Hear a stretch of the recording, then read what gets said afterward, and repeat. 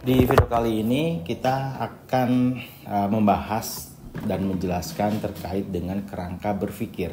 Kerangka berpikir ini merupakan bagian dari bab 2 terutama pada skripsi kalian, dan kebanyakan mahasiswa masih bingung bagaimana cara menyusun kerangka berpikir di penelitiannya. Nah, di sini ada beberapa hal yang perlu diperhatikan saat menyusun kerangka berpikir yang baik. Untuk itu, silahkan disimak video ini.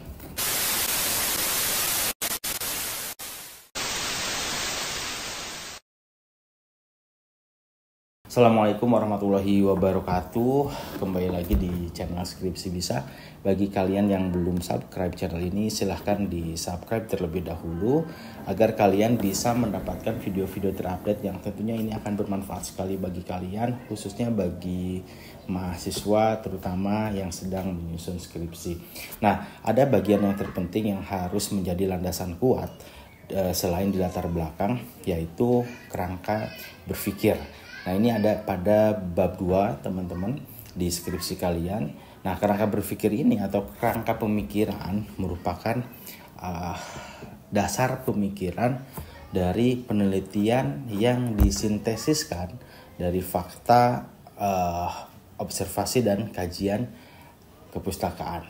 Ya, jadi ini merupakan dasar pemikiran dari penelitian yang disintesiskan dari fakta-fakta, observasi dan kajian kepustakaan.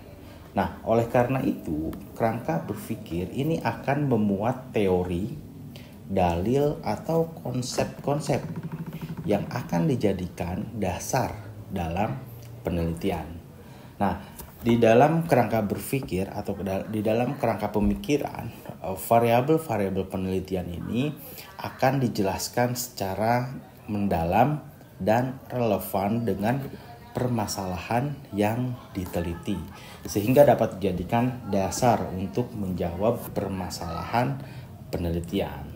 Maka kerangka berpikir ini dapat disajikan dalam bentuk bagan yang menunjukkan alur pikir peneliti serta keterkaitan antar variabel yang diteliti yang biasa disebut dengan paradigma atau model penelitian.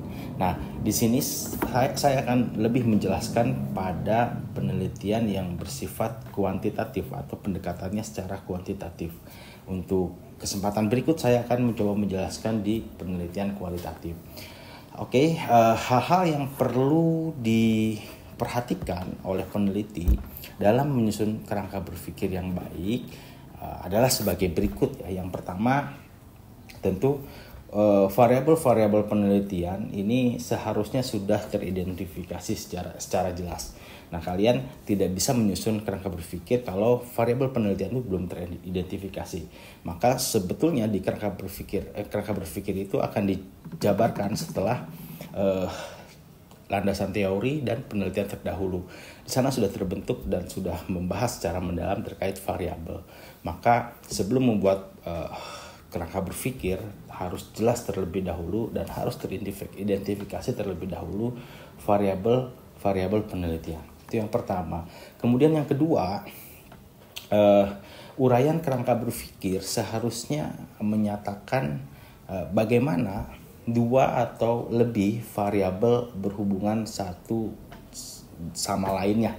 Hal ini seharusnya dilakukan untuk hubungan yang penting dan secara teoritis ada di antara variabel penelitian. Nah, jadi jika teman-teman ini menggunakan penelitian atau pendekatan yang kuantitatif, maka harus menguraikan dan menyatakan bagaimana satu atau lebih variabel ini berhubungan satu sama lainnya. Seperti itu. Itu yang kedua. Kemudian yang ketiga, jika karakteristik atau sifat-sifat arah hubungan dapat diteorikan berdasarkan penemuan dari penelitian sebelumnya, seharusnya menjadi dasar dalam uraian kerangka berpikir. Apakah hubungan itu mempunyai arah yang positif atau negatif. Biasanya kalau kita menemukan sifat-sifat hubungan, arah hubungan dari hasil kajian-kajian teori ataupun penelitian sebelumnya, itu harus sudah dijadikan dasar, ya, dijadikan dasar dalam uraian atau penyusunan kerangka berpikir. Jadi membuat kerangka berpikir ini didasarkan pada landasan teori dan pada penelitian-penelitian terdahulu yang sudah dikaji lebih dalam. Kemudian seharusnya sudah dinyatakan secara jelas, ya, mengapa peneliti berharap bahwa hubungan antar variabel itu ada. Jadi ketika kaitannya dengan menguraikan variabel atau hubungan-hubungan variabel dari kajian landas teori dan penelitian terdahulu, itu sudah harus ternyatakan bahwa hubungan antar variabel itu ada. Maka kaitannya ketika kita sudah membuat latar belakang, ketika kita sudah membuat kerangka berpikir, itu akan dijadikan dasar untuk penyusunan hipotesis. Jadi seperti itu. Nah, argumentasi atas itu dapat digambarkan melalui hasil-hasil penelitian sebelumnya. Jadi ketika kalian sudah mengkaji hasil penelitian sebelumnya, kalian sudah bisa menyatakan dengan jelas mengapa kalian berharap terdapat hubungan antara variabel yang kalian teliti. Nah, seperti itu.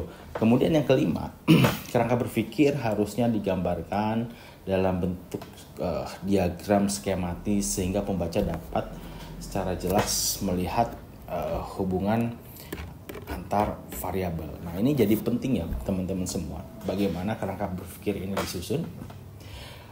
Didasarkan pada landasan teori dan penelitian-penelitian terdahulu yang sudah dikaji secara mendalam, kemudian kalian buatkan sebuah kerangka berpikirnya, dan kerangka berpikir ini akan dijadikan acuan bagaimana sebuah hipotesis penelitian ini terbentuk. Mudah-mudahan ini bermanfaat bagi kalian semua. Terima kasih sudah menyimak. Assalamualaikum warahmatullahi wabarakatuh.